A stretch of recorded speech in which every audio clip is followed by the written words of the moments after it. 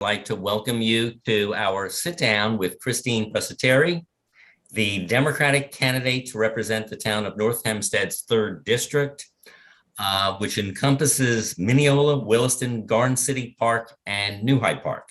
I hope I got all of those correctly, Christine.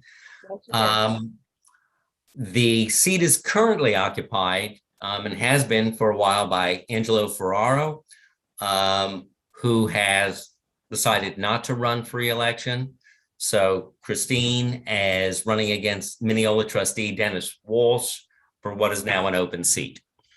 So Christine, welcome and thank you. Just want to quick acknowledgement. We want to thank our sponsor, Northwell Health, which sponsors our town halls and our sit downs. So we greatly appreciate the sponsorship. Okay, Christine, so your background, maybe you want to tell us about it. It's in education. My background is I came from an advocacy background based on my job. You're correct. I'm a speech pathologist. I basically have spent 30 years taking care of our most vulnerable residents of the town. And I've worked in many different areas, and I have to advocate on a regular basis for them, as well as within the community they reside. Advocating sort of got a little stronger when my husband and I had this blue-eyed baby boy. He's really cute. He was diagnosed with autism. And one of the things that I realized through that process of initially having this small area that I would call my circle of support got bigger and bigger. So initially that circle of support was initially family members and teachers, and then it became community members. It became people within our church. It became people within activities we did. But then I had to really expand it further. And that's part of the reason why I'm running. I expanded it to the level of the town level. And I did reach out to my council member and I asked, I really would like my son to start volunteering some places. And the opportunity, as I expanded that circle, I realized he really needed that level of the opportunities that town level gave him. He volunteered, he learned really great skills. He eventually went on to a job at Harbor Links Golf Club as a prep chef. And I realized how important that advocacy is and how we can do that at a small town level and make sure we move to the next level and make sure we continue to advocate for the needs of everybody within the community.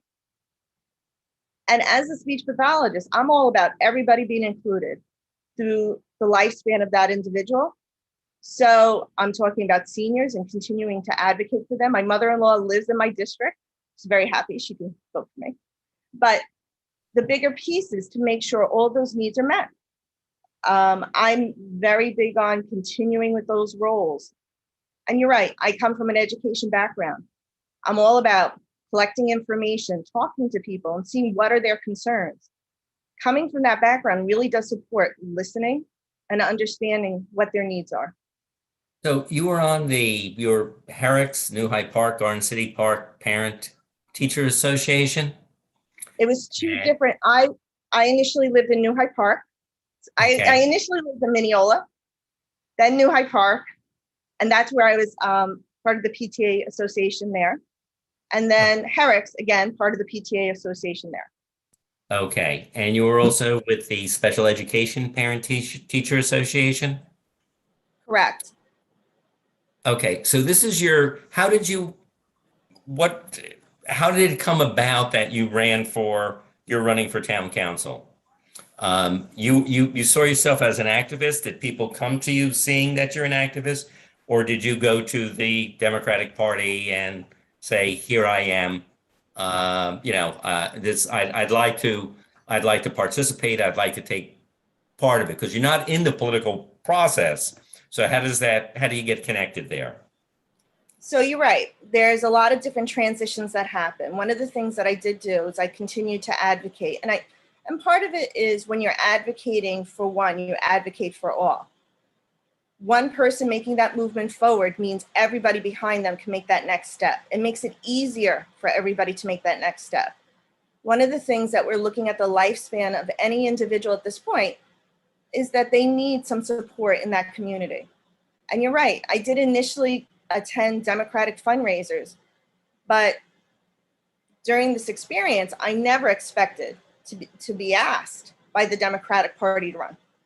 I didn't seek it out personally, but what I did was I picked up the phone when somebody called and said, hey, would you like to take a chance for running? And I said, you know what?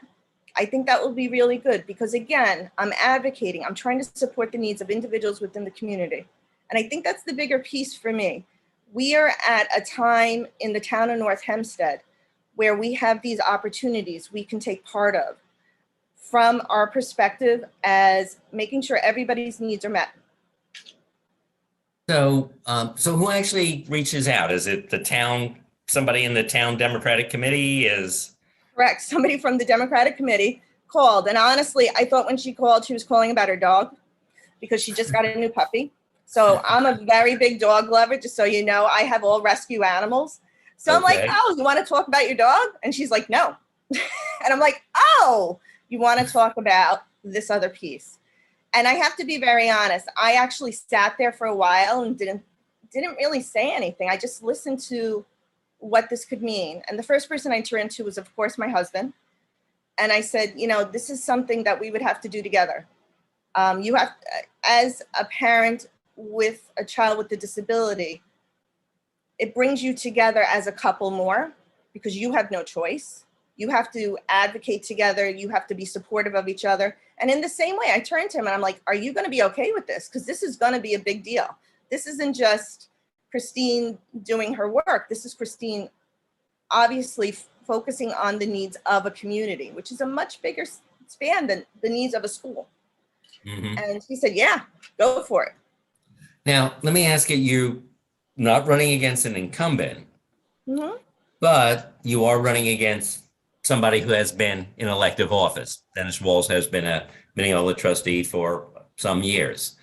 So how do you campaign in that circumstance where you have somebody who has more name recognition, at least within the village of Mineola, as a political candidate? Did you question this and say, hey, who am I running against? And, you know, do I have an opportunity to, do I have a good opportunity or a fair opportunity to win?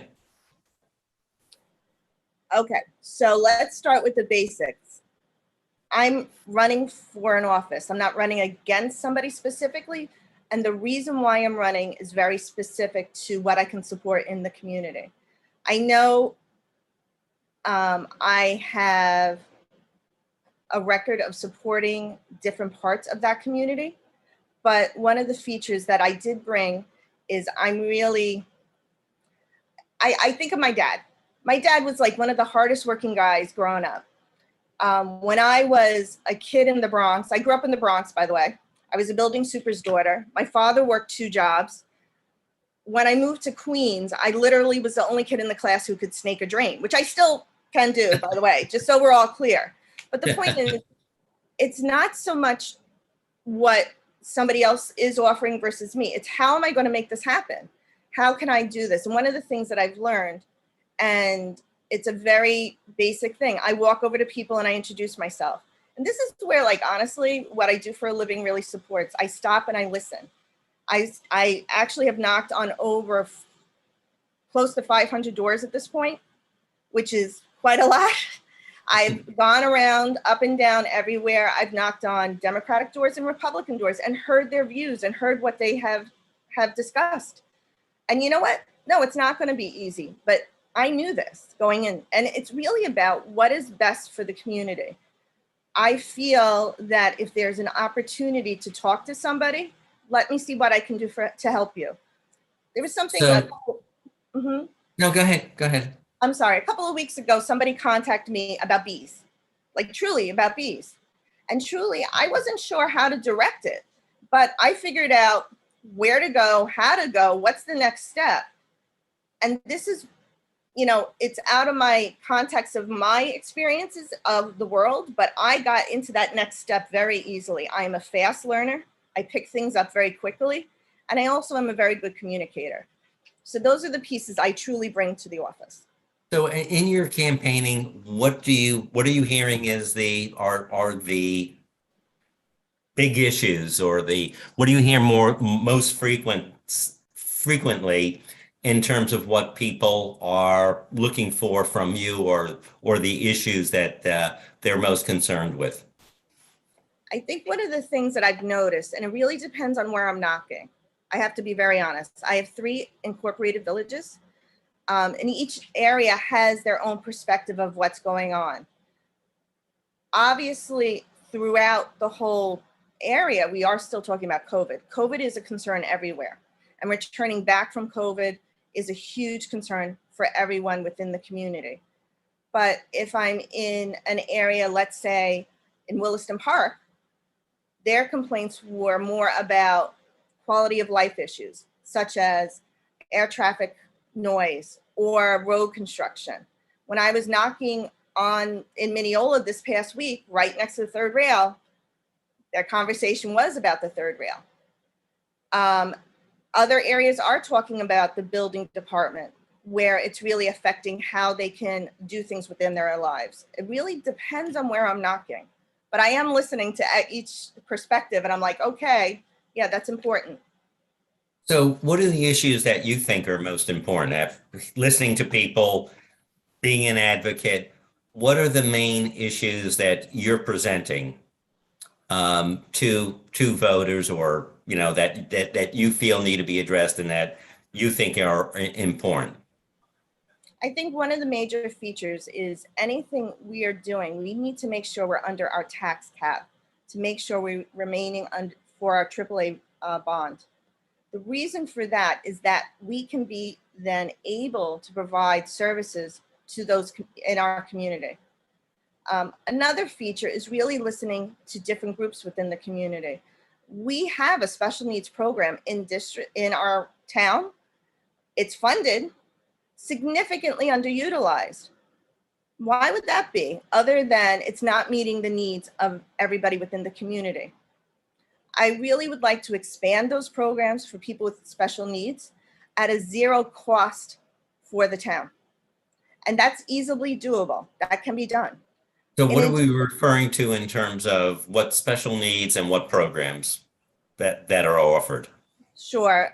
Well, there is a special needs program called the CARE program that's currently through the town of North Hempstead.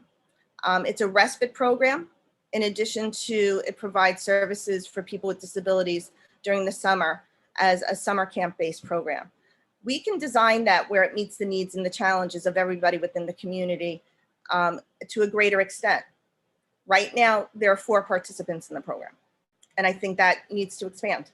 Those needs need to be. So the town is financing a summer program, and there are only 4 people that participate? Actually, it's a respite-based program through waiver, which is through OPWDD. So the respite.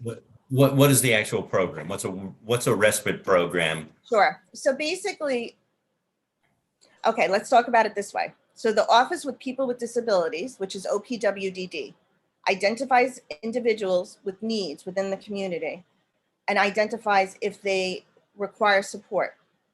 It's a multi-layer, long process.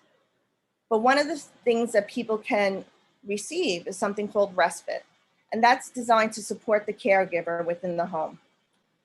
The town has a respite program. And one of the things that we can talk about is how to make sure that it's meeting the needs of other people within the town.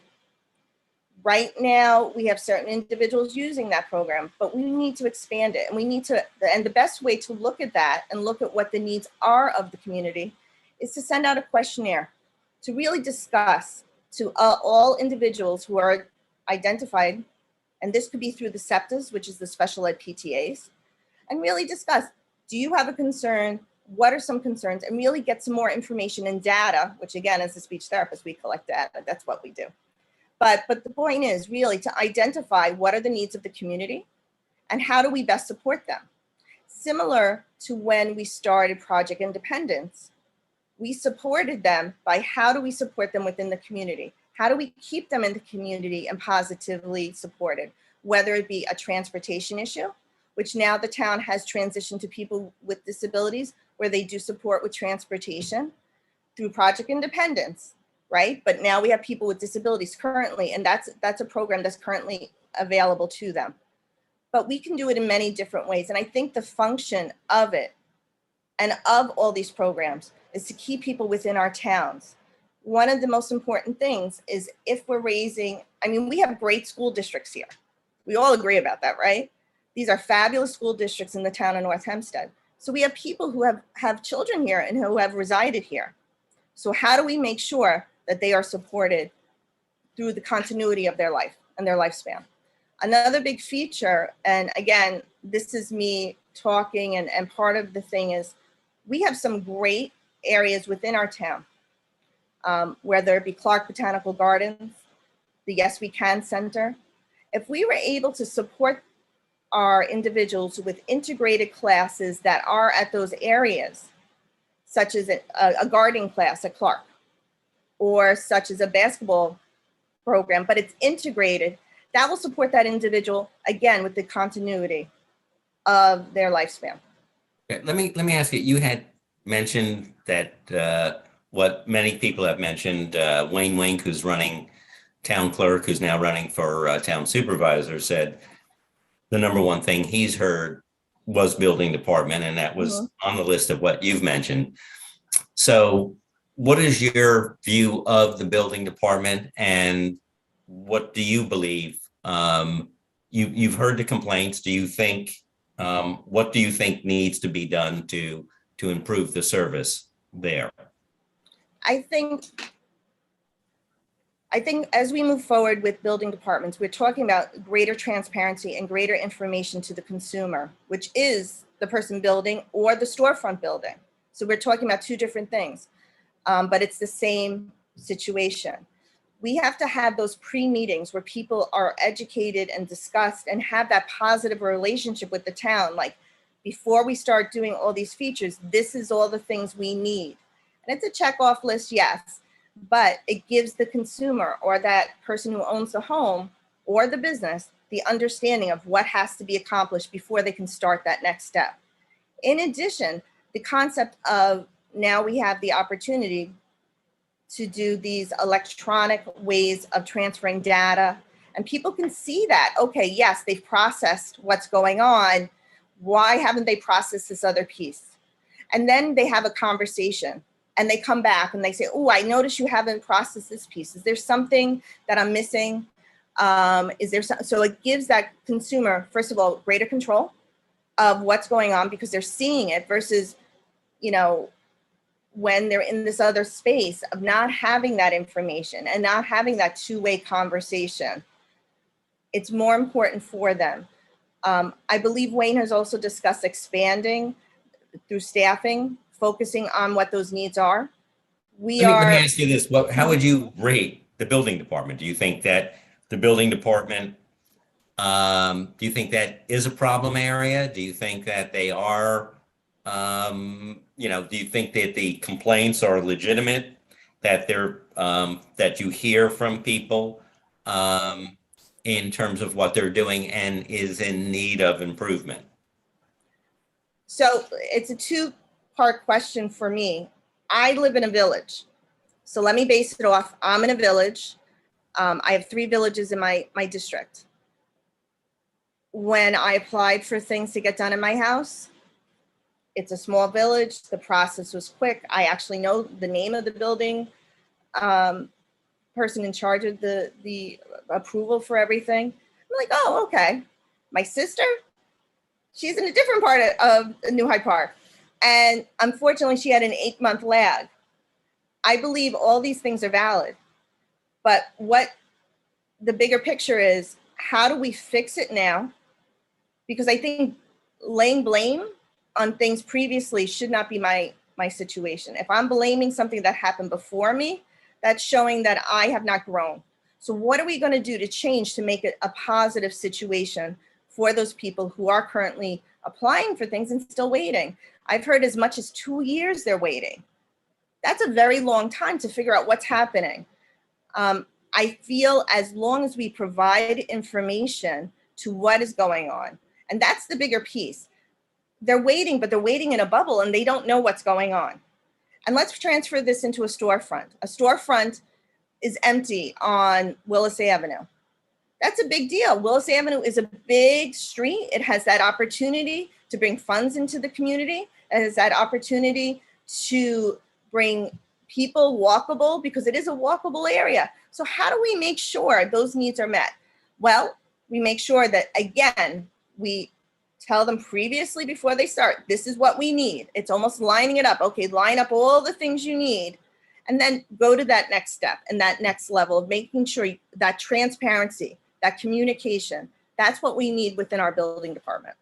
One of the things, and this is kind of related, at least in part to that, is number one, downtown downtowns, which there have been many businesses that went out of business during the pandemic, and there was empty storefronts in a number of places before the pandemic as well, as things have changed in retail, online purchasing, things like that have impacted shopping centers.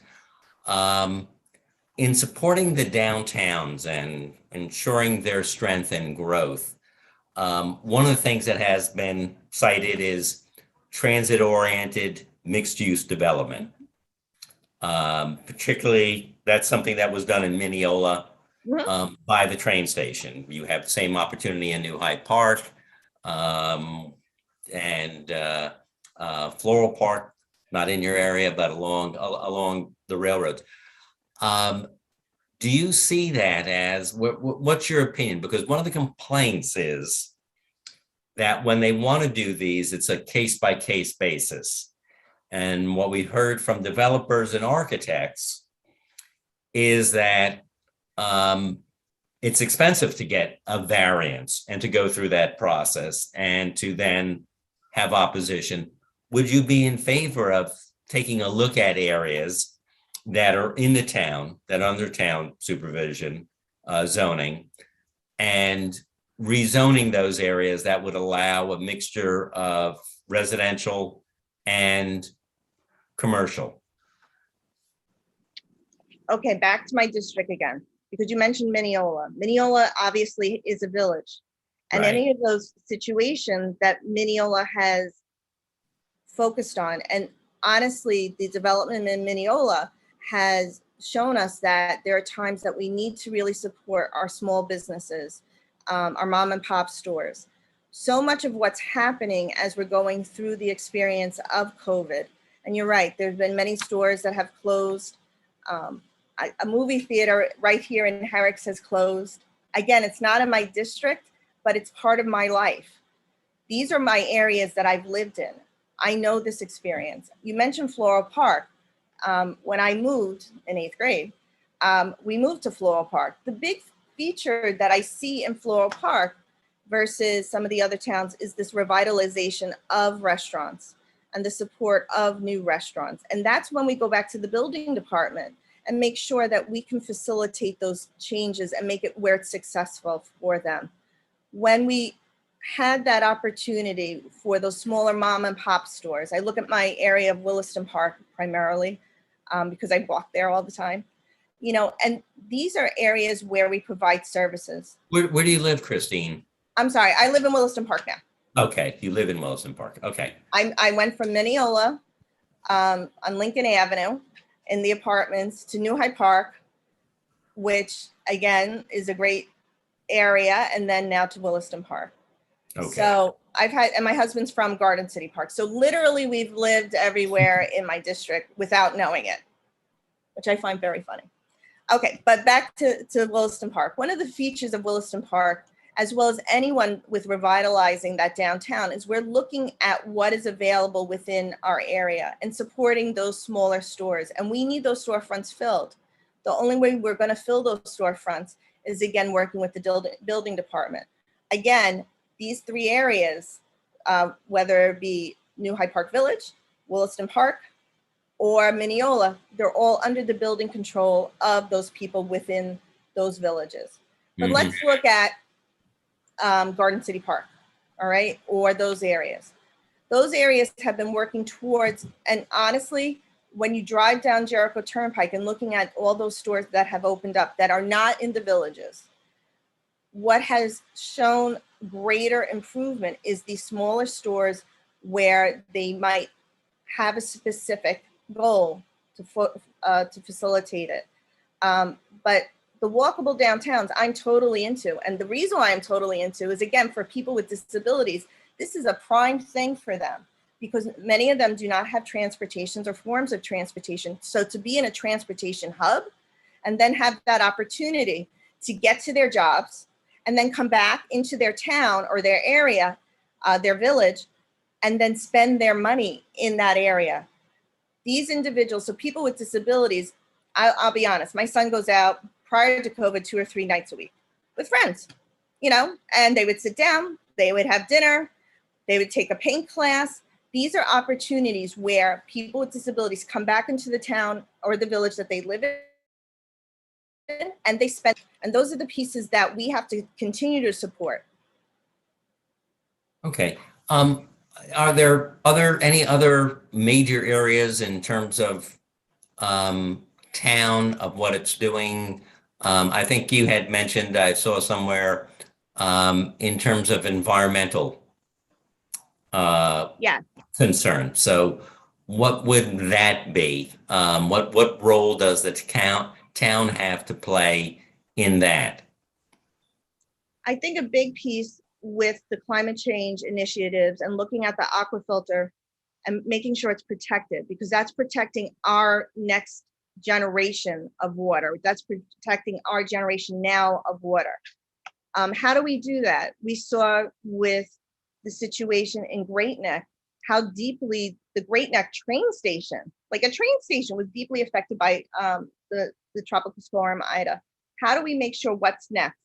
We have to really have a plan looking at our environment, switching over to vehicles that are more cost effective for the community, whether it be electronic cars, making sure that those skills are brought forth for that community.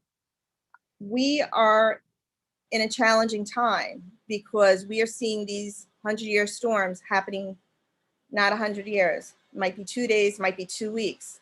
We have to be more prepared for those experiences. And I feel that, when we all lived through Sandy, we looked through what happened around Sandy, what happened with the water, what happened with the sand, how that it impacted so many individuals. I had an opportunity at that time to work down there. I was part of a project where I had to interview kids. And one of the questions that I asked 64 children was, tell me about your favorite toy. And the worst statement was from those children was, well, it got washed away. And every one of them said it. And after a while, it just hurt to ask that question. So how do we make sure our children are protected environmentally? We need to look at other sources, such as solar, really continuing to make sure that our communities are supported. What can the town do to that? That sounds like, solar, and a lot of that is part of the federal package, and there's for infrastructure package, and there are programs with the town. What would somebody, the state can have programs, tax programs. What can a town do in terms of addressing environmental concerns? Well, I guess starting at the smaller levels, really looking at what we're utilizing as a form of energy. So if we're looking at energy at a basic level, how is it transferred, right? So we're looking at solar. Then the next step, and solar at the town level, meaning maybe some of our town buildings would facilitate that. Maybe it would make sense. But we have to really look at a study and make sure that is an appropriate thing. The next level. Yeah, go ahead. I don't mean to interrupt you. You're not. The next level of what we're looking at is how can individuals, so maybe we need educational forums to support people within the community to understand all the different forms of energy and how energy is transferred. I understand that there are times that we are without power, and that's a very scary period of time for anybody without power. We have to make sure people are safe during that time period. So we have to have better communication with the town to say, okay, we're at, again, everybody should be, anytime that there is a power outage, they're calling PSE&G. They have to call PSE&G to make sure, or I'm sorry, whatever transmission company we have at that time. But also to reinforce that information with people at the town, like, oh, this area. Mm-hmm. Yeah. You mentioned also COVID as an issue. The town, I think, is going remote again. And is that, do you agree with that? And I'm interested in terms of, do you think that the schools that kids in the school, if you're 12 and over, kids and staff should be vaccinated? Should that be a mandate for people to be vaccinated? So let me start off with, I was a therapist during COVID. I worked remotely, and I think every educator will tell you working remotely isn't fun. It's hard. It's a lot harder than we ever did. And I think pre-COVID, there wasn't a therapist who would say, oh, I'm going to work remotely. I'm going to be a teletherapist. I had one friend who did it. And I reached out to her, and it was a very hard thing because we had to literally change, and we did it on a dime. And I have to compliment every educator, every speech pathologist, every occupational therapist who stood up and said, I'm going to do this. I'm going to make sure my individuals are safe because I'm going to make sure that we're not transmitting COVID. The second part of this is now we come back into in-person. And in-person is really important for my individuals. I specialize in feeding, which is a fancy way of saying I support individuals learning how to do oral motor chewing. And it's really important because it talks about their level of safety. So now here I am at a moment of saying, we're going to work on feeding. I need this glass partition in front of me to make sure you're safe because you're going to have your mask off. I have to compliment all the professionals I've worked with because it is a challenge. Education is a challenge. Teaching reading for kindergarten. But let me ask you this, Christine. Almost everyone agrees that education, much better in person. Oh, absolutely. Every child who goes to pre-K or kindergarten must be vaccinated with 6 different shots. Should teachers and students, where it's been approved, be required, like they do entering kindergarten, to get a shot for measles or chickenpox, have shots for COVID? I think you need to consider there are 2 forms of this in my head. All right. Was I vaccinated? Absolutely. Was my son, who's autoimmune compromised, vaccinated? Absolutely. But I think moving forward, we have to follow the lead of educators that are making these statements, as well as state officials. One of the things that we're saying is that you have to provide a negative COVID test or proof of vaccination. I just got a request from a district. Can you provide proof of vaccination? Absolutely. Here you go. But the thing is, these are things that we have to support our individuals within the community. If I'm turning around and telling a teacher, you need to do this, it's really not for me to tell the teacher, but it is for the people within the educational, whether. But would you agree with that? In New York City, they said if you're going to be teaching in a school or you're going to be attending school and you're eligible, you must be vaccinated. See, my mom had COVID. My mom had surgery on March 13th for a fractured pelvis and went inpatient for 10 weeks in a nursing home. My mom had COVID. My mom is still affected by that whole experience. Do I never want that to happen to somebody else? Yep, I don't want that to happen to anybody else. But I have to follow the lead of what the state is saying. And the state currently has not said that teachers have to do that. Personally, I feel that there are opportunities to take vaccinations. I feel that there is a greater risk of anybody who is not vaccinated, the individuals who are dying in the hospital. Again, my sister's an emergency level physician at LIJ. So those individuals are who are passing away right now from COVID are because they're under vaccinated or not vaccinated at all. What are we going to do with the next level? I'm not sure, but it has to be a state mandated thing. And that's why I keep saying it's not my decision to make. It's not a town level decision. It's a state level decision. Marijuana, recreational marijuana retail shops. So marijuana is legal in the state of New York.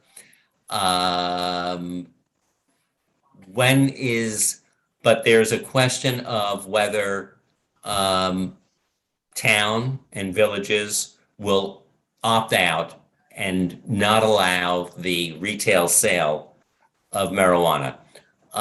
Right now, this is being studied.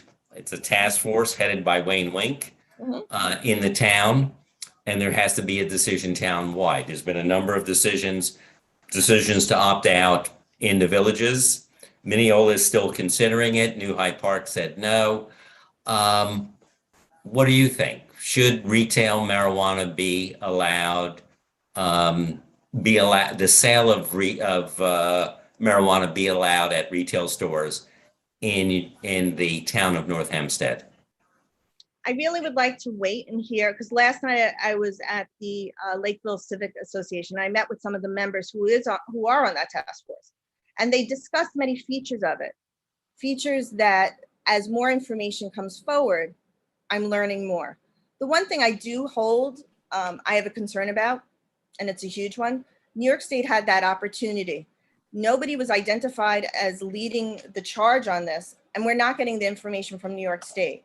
In addition, when we talk about those pieces that are very vulnerable for our individuals, we know that information is power, right? We need that information from New York State. Well, there actually was an extensive state study. When they made the decision to legalize it, they had a statewide study that was done. So there is information on there that was provided by the state. Right, but what I'm talking about is, the driving while impaired. That's a statement that we really have to figure out. How are we going to identify if a person is driving while impaired secondary to use of recreational marijuana? That's where my concern does come from, because I'm all about safety and children and how we're protecting those. However, let me ask you this. Do you think that people before marijuana was legalized were driving under the influence? I think anytime we walk past a car, sometimes we can smell things. Are they my question is, how does things change when you legalize it? Because in other states, it really hasn't changed in terms of usage. The fact that it was legalized, you've had people smoking marijuana. The fact that you haven't identified it means that all these years people have been smoking marijuana driving, and there's been no effort to regulate that. Right, but previously, if a police officer was walking past a car that smelled marijuana, he would identify that smell. But the thing is, what if this is under the legal limit? What if this person is acting legally at this time, right? We want to identify those two features. And again, let's be very clear. Marijuana or cannabis is going to be present in New York City. We have to make sure in our opportunities of explaining to our residents, it will be within a phone call away, because there'll be delivery services. So how do we best meet the needs within the community? And I feel that we really need to wait and hear what's going on as far as the town level. I mean, there are 2 more meetings. There's a meeting on Monday where they are having, I just know this because I was talking, where they're talking about a pharmacist coming in and discussing many features of marijuana. And there's many different sides that are being presented. There's another meeting, I believe it's October 3rd or 4th. And I believe that's a PM meeting versus the 1 o'clock meeting at Clinton G. Martin. So the meeting on October 3rd or 4th, and I'm sorry, I have to get back to you about the date specifically, or you probably know when the date is. And that's going to be in Westbury at the Yes We Can Center. Information from all those experiences and what we're hearing from our constituents is what's necessary to make that next step. Again, you're right. Mineola has not made the decision. Williston Park has. New Hyde Park has. However, there is a storefront that went up on Hillside Avenue, and it was brought to my attention that they don't have a pharmacist on staff, which I thought was interesting. It's Okay. identified as a pharmacy. So, Okay. New things to look forward to. Any other issues that you think are that are important to you that you've covered a lot of ground? Is there any areas that we've missed in terms of things that you think are important or that you want to address if you're on the town council? absolutely. There's one specific area that I really would like to address, which is really focusing on communication. So Marianne Del Monte, who is in Port Washington, writes a beautiful electronic newsletter that she sends to all her residents. And they discuss infrastructure projects. They discuss what's happening in the town, but they also talk about who owns the roads in the town. So one of the features that we have in our area, we have state roads versus county roads versus town roads, right? Mm-hmm. So one of the features that I really want to make sure that we have that greater understanding is explaining to people what's occurring on the roads. I mean, if you talk about Roslyn Road to anybody who lives in Mineola right now or Williston Park, we don't know when it's open or closed.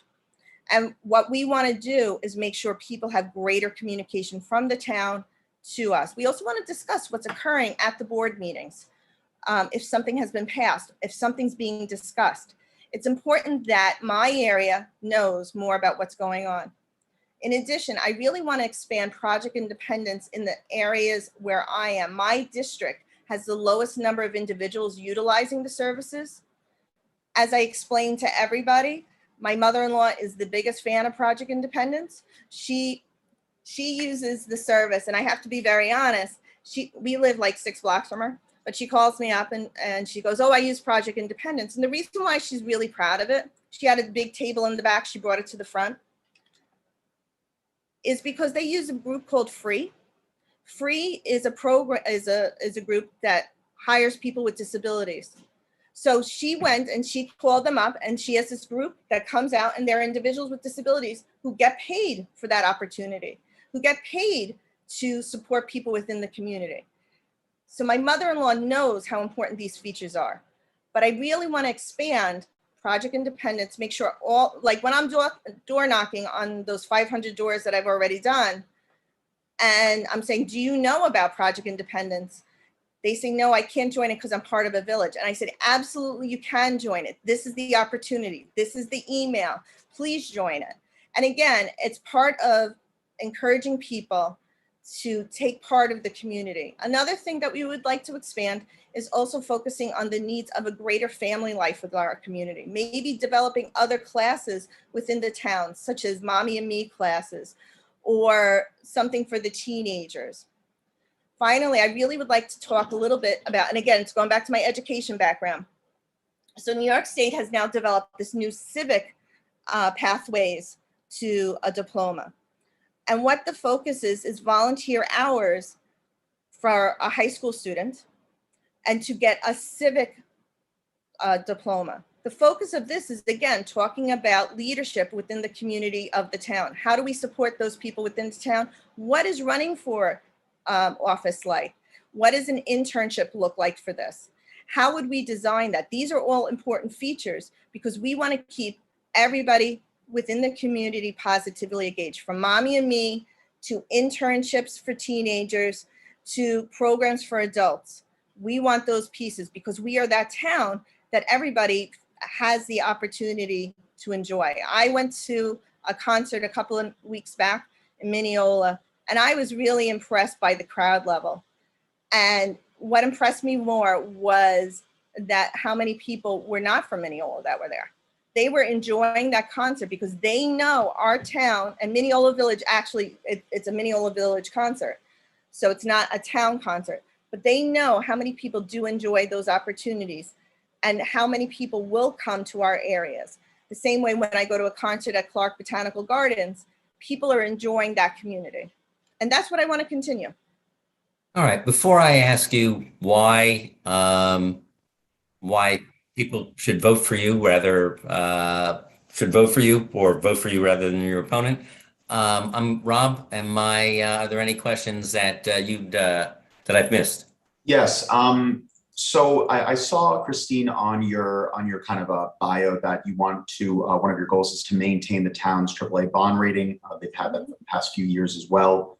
Coming from someone who has no governmental experience prior, what fiscal traits can you bring to maintain that and also help a town overcome the economic obstacles caused by the coronavirus? I think some of the features, so coming from an education point of view, and I have to be honest, what we do is we look at data, we look at how to support data, we look what positive changes we can make without implementing a major negative side effect, right? This is what we do. So bring it to an economic standpoint. What programs can we bring to the town that will offer a zero financial impact? What can we, oh, there are programs, trust me, especially when we are talking about people with disabilities, we can make some positive changes in that experience. But also looking at how do we make sure the needs of our community are met? If we are bringing people into our downtown area where they're more apt to spend time, spend money, what changes we've done at the building department supports that. So we have to look at the bigger end game. We have to make sure that the changes that we make and that we support are going to positively impact the community, and to make sure that we remain fiscally sound. Our town has a AAA bond, not because that, you know, people have been working at this for a very long time. This has been an amazing situation that Judy Bosworth has gone through, where she's been able to bring down the indebtedness in our community from under John Kamen, it was 81% to 24%. So for me, studying things that have been done before, focusing on what is next and what does the community need and how do we support that change, or how do we support that without negatively impacting our community financially. One of the other features, and again, I'm just gonna, grants. I'm all about grants and how do we, because many of our programs are derived by grants. So if we were gonna look at, let's say, focusing on our downtown area, and maybe we could really look at a grant. And again, looking at the villages, because I'm in a lot of villages, like many of us, because there are 39 villages in the town of North Hempstead. But maybe we could look at grants. Maybe we have a great grant writer at the town. I would like to make sure that we're making sure that we're financially sound in that area. We also want to make sure everybody's included in this process. Okay, Rob, any other questions? Christine, so our final question is, why should people in the 3rd district vote for you in the upcoming election?